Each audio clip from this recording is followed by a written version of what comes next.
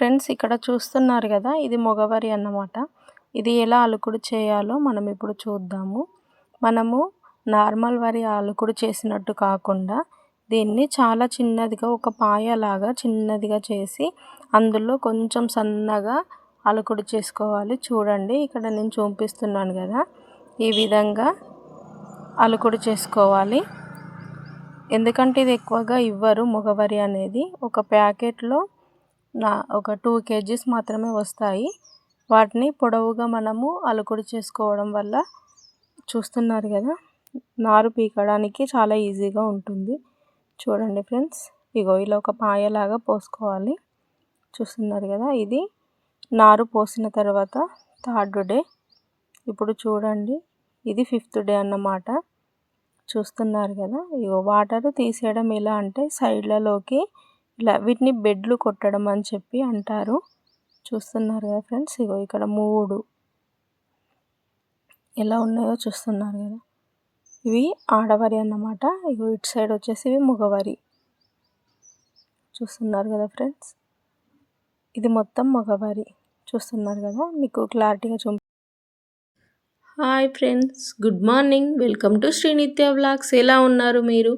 నేనైతే బాగున్నాను. ఈరోజు మన వీడియో వచ్చేసి మొగవరి ఆడివరి ఎలా నాటు వేయడం. చూస్తున్నారు కదా, ఇక్కడ ఉన్న ఈ పీకిన నారు వచ్చేసి ఇదంతా మొగనారు. ఇది 3 స్టెప్పులుగా ఉంది చూడండి.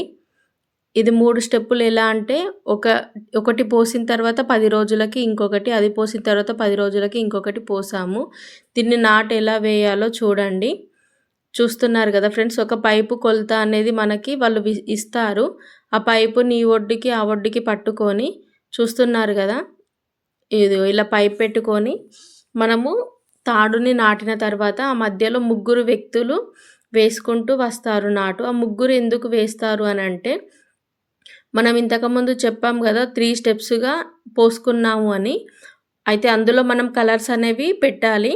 ఫస్ట్ స్టెప్ దానికి ఒక కలర్, సెకండ్ స్టెప్ దానికి ఒక కలర్, థర్డ్ స్టెప్ దానికి ఒక కలర్ అని. మేమైతే ఇక్కడ రెడ్, ఎల్లో, గ్రీన్ కలర్లు పెట్టాము. వీళ్ళ 3కి కూడా చెప్పాము, ఒకళ్ళు రెడ్, ఒకళ్ళు గ్రీన్, ఒకళ్ళు ఎల్లో పట్టుకోండి అని చెప్పి. అలాగే గుర్తు కోసం టబ్బులలో మగవరిని తీసుకొచ్చి ఏ కలర్ టబ్బుకి దానికి ఆ టేపు వేయడం జరిగింది. అలా వీళ్ళు సింపుల్గా గుర్తుపట్టుకొని ఎవరిది వాళ్ళు చేతిలో పట్టుకొని ఇలా వేయడం జరుగుతుంది. ఒకరి వెనకాల ఒకటి, అంటే ఫస్ట్ రెడ్ వేస్తే దాని నెక్స్ట్ గ్రీను, దాని నెక్స్ట్ ఎల్లో, అలా వేయడం అన్నమాట. కన్ఫ్యూజ్ కాకుండా 3 మాత్రం కంపల్సరీ రావాలి. చూస్తున్నారుగా ఫ్రెండ్స్, ఇలా రావడం ఎందుకోసం ఇలా 3 వేయడము అని అంటే, పూత అనేది ఒకదానికి ముందు పోసిన దశ దానికి రాకపోయినా సెకండ్ దానికి ఏదో ఒకదానికి వస్తుంది. పూత అనేది వస్తేనే ఇది పండుతుంది. చూస్తున్నారుగా, మధ్యలో ఆడవరి నాటు వేస్తున్నారు. ఎలా వేస్తున్నారో చూడండి.